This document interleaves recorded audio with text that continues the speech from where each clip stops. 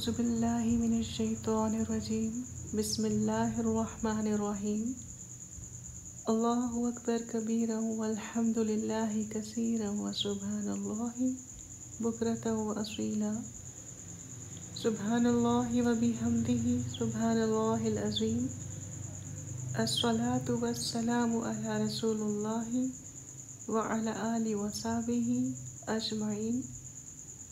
اللهم أرنا الحق حقا وارزقنا اتباعه وأرنا الباطل باطلا وارزقنا اجتنابه برحمتك یا ارحم الراحمین۔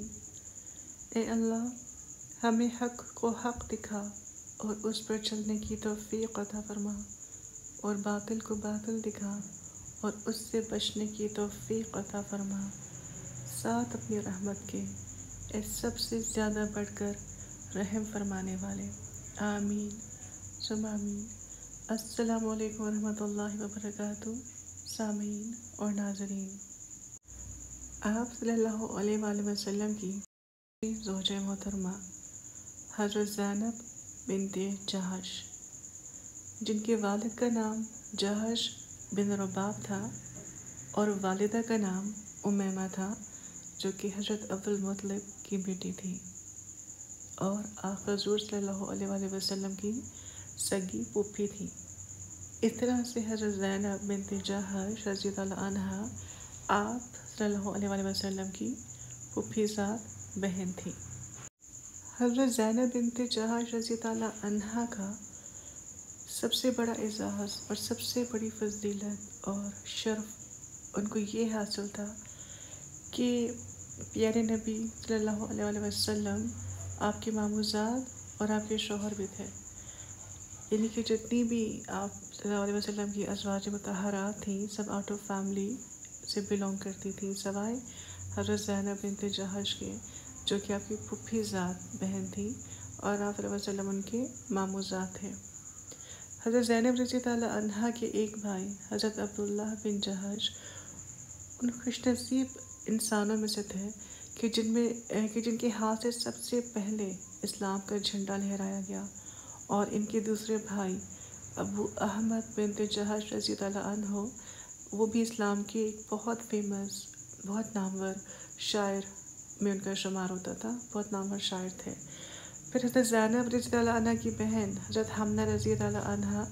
وہ بھی اسلام قبول کرنے والے پہلے لوگوں میں، مطلب سابقون الاولون میں شامل تھیں۔ اور جیسا کہ حضرت زینب کی والدہ جو کہ عبدالمطلب کی بیٹی اور نبی کریم صلی اللہ علیہ وسلم کی سگی پھوپھی تھیں، پورا خاندان اسلام کے ارد گرد ان کا سرکل جو ہے وہ گھومتا تھا۔ عرب میں غلاموں اور آقا کا بہت فرق کیا جاتا تھا، بہت تفریق تھی، اور ہمارے نبی صلی اللہ علیہ وسلم اللہ کی جو رضا تھی، ان کی جو ایک حکم تھا، ایک منشا تھی، اس کے مطابق اس فرق کو، اس تفریق کو ختم کرنا چاہتے تھے، اور اس پر عمل کرنے کے لیے سب سے پہلے آپ صلی اللہ علیہ وآلہ وسلم نے اپنے ہی گھرانے، اپنے ہی خاندان کو منتخب کیا۔ چنانچہ تقوی کو بنیاد بناتے ہوئے آپ صلی اللہ علیہ وسلم نے اپنی پھوپھی زاد بہن حضرت زینب بنت جہش کو اپنے چہیتے غلام حضرت زید سے نکاح کا پیغام دیا۔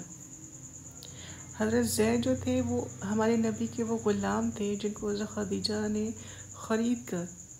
اپنے شوہر کی خدمت میں تحفتاً پیش کر دیا تھا، اور پھر جب حضرت زید بن حارثہ رضی اللہ عنہ اپنے ہمارے پیارے نبی کے حسن سلوک سے اس قدر امپریس ہوئے، اس قدر متاثر ہوئے کہ آپ سے بہت پیار کرنے لگے، بےحد پیار، اور یہ بےحد پیار اتنا بڑھ گیا کہ جب حضرت زید رضی اللہ عنہ کے والد اور چچا ان کو واپس لینے کے لیے آئے تو انہوں نے جانے سے انکار کر دیا اور کہا کہ نہیں، میں اپنے پیارے نبی صلی اللہ علیہ وآلہ وسلم کے ساتھ رہنا پسند کروں گا۔ تو تو ہمارے نبی صلی اللہ علیہ وسلم اس بات سے، ان کی اس محبت سے اس قدر خوش ہوئے کہ انہوں نے، مطلب ایک رواج تھا، ایک دستور تھا عرب میں اس وقت کہ منہ بولا بیٹا بنا دینے کا. تو انہوں نے حضرت زید بن حارثہ رضی اللہ عنہ کو اپنا منہ بولا بیٹا بنا لیا. تو یہ مطلب زید بن حارثہ ایک واحد صحابی ہیں جن کا ذکر قرآن مجید میں ملتا ہے. ان کے سوا کسی صحابی کا نام قرآن مجید میں نہیں آیا، صرف ایک ان کا نام ہے جو کہ قرآن مجید میں درج ہے. تو آپ صلی اللہ علیہ وسلم نے حضرت زینب کو کہا کہ ان کو پیغام دیا کہ میں یہ تفریق ختم کرنا چاہتا ہوں، تو آپ زید بن حارثہ سے نکاح کر لیجئے. لیکن حضرت زینب کو کچھ ایسے ریزنز، کچھ ایسے وجوہات تھیں جن کی وجہ سے رشتہ قبول نہیں تھا، پسند نہیں تھا.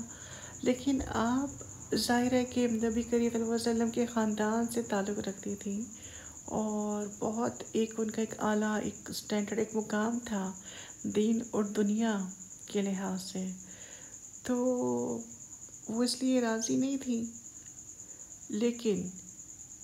یہ کہتی تھی کہ میرا نفس راضی نہیں ہے. تو لیکن ہمارے نبی صلی اللہ علیہ وسلم چاہتے تھے، وہ بہتری سمجھتے تھے کہ اس نکاح کی کتنی حقیقت میں کتنی اہمیت ہے کہ ہم اس فرق کو ختم کر کے، آقا اور غلام کا جو ایک تفریق ہے، اس کو ختم کر کے اسلام کو برابری کی تعلیم سے شروع کر سکتے ہیں. مطلب اسلام اس چیز کا پروف دے گا کہ اسلام میں کسی کو کسی کے اوپر کوئی فوقیت حاصل نہیں ہے. اگر کسی کو کوئی مرتبہ ہے، کوئی فوقیت ہے، کوئی اپر ہے، تو وہ کس چیز پر؟ اپنے ایمان، اپنے تقوی کے لحاظ پر.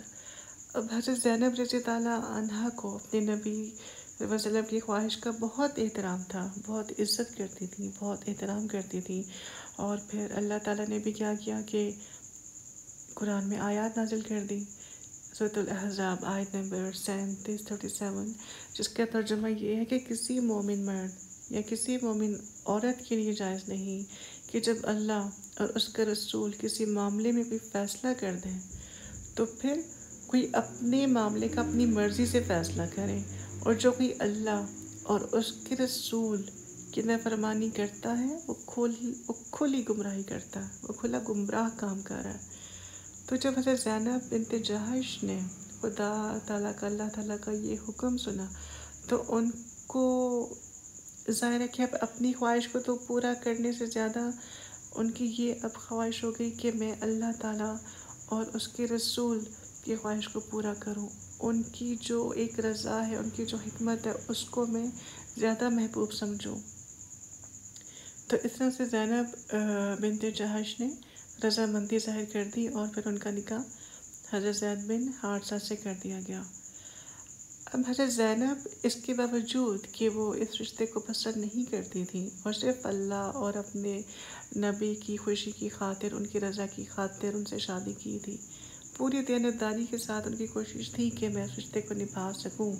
لیکن دونوں کے مزاج اور طبیعت میں بہت فرق تھا اور وہ ایسی وجوہات بنی کہ جو ان کے اختلافات میں ڈھل گئی. یہاں تک کہ حضرت زید نے محسوس کیا کہ اب وہ دونوں اکٹھے نہیں رہ سکتے، ان کا اکٹھے رہنا ممکن نہیں ہے، گزارا نہیں ہے. تو انہوں نے جا کر جو ہے نبی کریم صلی اللہ علیہ وسلم سے طلاق کی اجازت مانگی. تو آپ علیہ وسلم نے ان کو یہ نصیحت کی کہ مجھے طلاق پسند نہیں ہے، مطلب میں نہیں چاہتا کہ تم طلاق دو، کہ بھی ساری حلال، وہ جانتے تھے کہ ساری حلال چیزوں میں سے طلاق ایک ایسی چیز ہے جو کہ اللہ تعالیٰ کو ناپسند ہے. تو اس طرح سے نبی کریم صلی اللہ علیہ وسلم نے زید بن حارثہ کو منع فرما دیا کہ تم ان کو طلاق مت دینا. اور وہ بھی سر جھکا کر گھر واپس آ گئے. ان کی نصیحت پر کو خیر مقدم کیا، اس کو اوپر جانا اپنی خواہش سے زیادہ بڑھ کر، اپنی مجبوری سے بڑھ کر. مگر ان دونوں کی طبیعت میں اتنی اکراہٹ تھی، اتنی کلاش تھا کہ ان کی طبیعتوں کا ملنا بالکل بھی مطلب ایزی نہیں تھا، کوئی بات نہیں بن رہی تھی. یہاں تک کہ حضرت زید بن حارثہ نے حضرت زینب بنت جہش کو طلاق دے دی. اب جب طلاق کے بعد حضرت زینب بنت جہش رضی اللہ عنہا کی عدت ختم ہو چکی تو ان کی شادی کے متعلق حضرت محمد صلی اللہ علیہ وسلم پر وحی نازل ہوئی کہ آپ ان کو اپنے عقد نکاح میں لے لیں، کہ اب نبی کریم صلی اللہ علیہ وسلم کو یہ حکم ہوا اللہ کی طرف سے کہ آپ ان کو اپنے نکاح میں لے آئیے۔ اب اس اللہ تعالیٰ کے حکم کی کچھ حکمتیں بھی سامنے آتی ہیں کہ ایک تو یہ کہ حضرت زینب جس ٹراما سے گزر رہی تھیں کہ وہ نہیں چاہتی تھی کہ نکاح ہو، لیکن اللہ اور ان کے رسول کے حکم کے آگے انہوں نے بالکل سر خم تسلیم کر لیا تھا، تو اللہ ان کو بہترین نعم البدل دینا چاہتے تھے، ایک اچھا آلٹرنیٹ دینا چاہتے تھے، تو ان کی دلداری کے لیے یہ اللہ تعالیٰ کی حکمت سمجھ میں آتی ہے۔ اور پھر دوسری حکمت یہ کہ طلاق یافتہ عورتوں ان کے ساتھ شادی کرنا، مسلمان اس چیز کو برا نہ سمجھیں کہ اگر ایک عورت کی طلاق ہوئی ہے تو اس سے شادی نہیں ہو سکتی، نو، ان سے شادی کی جا سکتی ہے، بالکل کی جا سکتی ہے۔ تو ان کو مقام دیا گیا کہ یہ کوئی ان کے لیے اس کو ایک لیبل نہ لگ جائے نگیٹیوٹی کا کہ پتہ نہیں کیوں گھر نہیں بسا سکیں یا کیوں واپس پلٹ آئی۔ تو یہ سب ایک لیسن ہے آج کل کے ہمارے اسلامی معاشرے کے لیے بھی، جہاں پر ہم لوگ سروائیو کرتے ہیں، اور وہ یہاں پر کتنی مشکلات جھیلنی پڑتی ہیں ایسی خواتین کو، ایسی بچیوں کو، اور ان کے گھرانوں کو، ان کے پیرنٹس کو، ان کے بھائیوں کو، ان کی فیملیز کو۔ تو ان کے لیے کتنا بڑا لیسن ہے سب کے لیے کہ عورت کی اگر طلاق ہو جاتی ہے یا وہ بیوہ ہو جاتی ہے تو اس کو آگے بڑھنے دیا جائے، اس کی طلاق کو کوئی بہت ایشو بنا کر اس کے پر لعنت ملامت نہ کی جائے، اس کو عزت دی جائے، وہ ویسے ہی باعزت ہے جیسے وہ پہلے تھی۔ اور پھر تیسری حکمت یہ بھی سمجھ میں آتی ہے کہ نبی کریم صلی اللہ علیہ وسلم اپنا جو منہ بولا بیٹا ہے، کسی کا بھی منہ بولا بیٹا، ایک تو اس کو ختم کرنا، اس چیز کو کہ کوئی منہ بولا بیٹا نہیں ہوتا، جو حقیقی بیٹے ہوتے ہیں وہ حقیقی بیٹے ہی ہوتے ہیں۔ اور پھر ان کی طلاق یافتہ جو ہوتی ہے اس سے شادی کی جا سکتی ہے۔ جب منہ بولا بیٹا حقیقی بیٹا نہیں ہے تو اسی طرح سے اس کی جو بیوی ہے وہ بھی آپ کی حقیقی بہو نہیں ہے۔ اور اس کا اللہ تعالیٰ نے سورہ احزاب ہی کی آیت میں اس کو بیان کر دیا کہ نہ محمد صلی اللہ علیہ وسلم تم میں سے کسی مرد کے باپ تھے اور نہ ہوں گے، لیکن وہ اللہ تعالیٰ کے صرف رسول ہیں اور خاتم النبیین ہیں۔ اچھا، اس کے بعد حضرت زینب کو اور بہت سے شرف حاصل ہوئے اس عقد نکاح میں بن جانے کے بعد۔ اس میں سے ایک شرف یہ بھی حاصل ہوا کہ نبی کریم صلی اللہ علیہ وسلم جب بھی ان کے گھر جاتے، کچھ دیر جب ٹھہرتے تو آپ رضی اللہ عنہا ان کے ہاتھ سے آپ ان کو شہد دیا کرتی تھیں، ان کو تواضع کرتی تھیں شہد کے ساتھ۔ تو یہ جیسے عام بیویاں، دوسری پہلی بیویاں بھی عام زندگی بسر کر رہی تھی، سادہ زندگی بسر کر رہی تھی، حضرت زینب بھی دنیا کی رنگینیوں، مال و دولت یا کسی بھی دنیا کی چیز کا کوئی شوق نہیں رکھتی تھی، اپنے ہاتھ سے خود کام کرتی تھی، ریشم کا اون اس کو ویونگ کر بیچا کرتی تھیں، اور جو بھی ان کو آمدنی ملتی تھی، جو وہ منافع حاصل کرتی تھیں، اس کو اللہ تعالیٰ کی خدمت میں، اللہ کی راہ میں اس کو خرچ کر دیا کرتی تھی۔ اس کے علاوہ حضرت زینب بنت جہش تقویٰ میں، پاکیزگی میں، پرہیزگاری میں بھی بہت اعلیٰ مقام رکھتی تھی۔ نبی کریم صلی اللہ علیہ وسلم کی خدمت کو اپنے لیے بہت ایک خوش قسمتی کا باعث سمجھتی تھی، اور بہت محبت اور شوق سے آپ صلی اللہ علیہ وسلم کی خدمت میں لگی رہتی تھی۔ تو مطلب ان کی جو شخصیت تھی محبت کا پیکر تھی، شاہ خرچ تھی، گھر میں بھی محبت نچھاور کرنا اور باہر میں غریبوں، مسکینوں، ان کی ضروریات کو پورا کرتے، ان کے اوپر خرچ کرتی تھی، خرچ کرنے میں جلدی کرتی تھی، اپنی کسی بھی ضرورت کی پرواہ نہیں کرتی تھی۔ تو حضرت زینب کی دریا دلی اور سخاوت کا اندازہ اس حدیث سے بھی لگایا جا سکتا ہے کہ ایک مرتبہ آپ صلی اللہ علیہ وسلم کی ازواج مطہرات میں سے کسی نے آپ سے پوچھا کہ یا رسول اللہ صلی اللہ علیہ وسلم، ہم میں سے سب سے پہلے کون وفات پا کر آپ سے جا کر ملے گی؟ کون سب سے پہلے آپ سے ملاقات کریں گی؟ تو آپ نے ارشاد فرمایا کہ تم میں سے جو سب سے زیادہ لمبے ہاتھوں والی ہو، اس کے سب سے زیادہ لمبے ہاتھ ہوں۔ تو نبی کریم صلی اللہ علیہ وسلم کا کہنے کا مقصد یہ تھا لمبے ہاتھوں سے کہ جو غریبوں کی زیادہ مدد کرتی ہوں، جو اللہ کی راہ میں بہت زیادہ خرچ کرنے والی ہوں۔ اب ازواج مطہرات یہاں پہ آپ صلی اللہ علیہ وسلم کی اس بات کو ان ورڈز کو سمجھ نہیں پائیں۔ تو ایک روایت میں ملتا ہے کہ حضرت عائشہ رضی اللہ عنہا فرماتی ہیں کہ جب نبی کریم صلی اللہ علیہ وسلم کی وفات ہو گئی اور ہم ازواج آپس میں کسی کے گھر جمع تھیں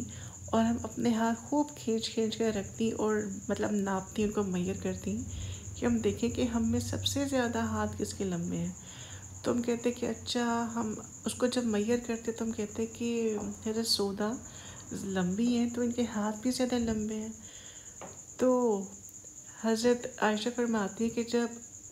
حضرت زینب بنت جہش کا انتقال ہوا، سب سے پہلے جب ان کا انتقال ہوا نبی کریم صلی اللہ علیہ وسلم کے بعد،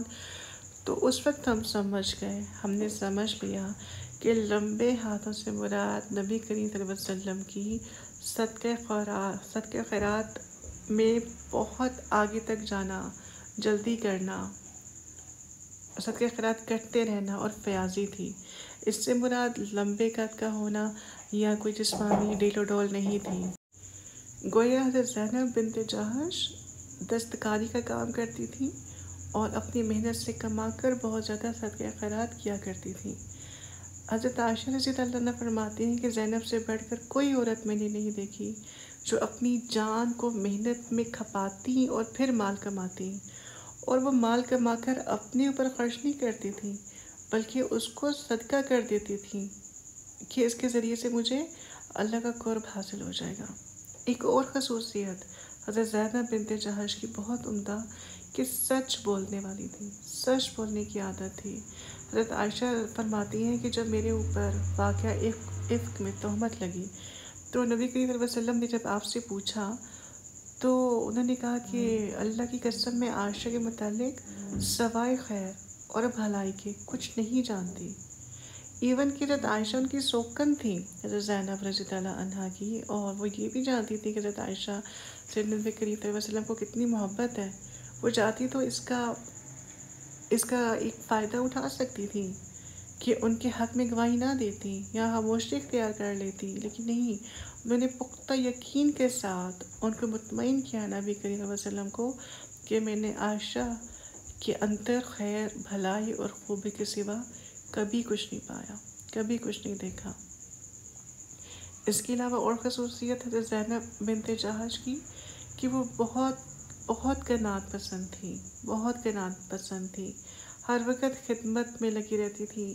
اپنے نبی کے، بیوہ عورتوں کے، یتیموں کے، مسکینوں کے،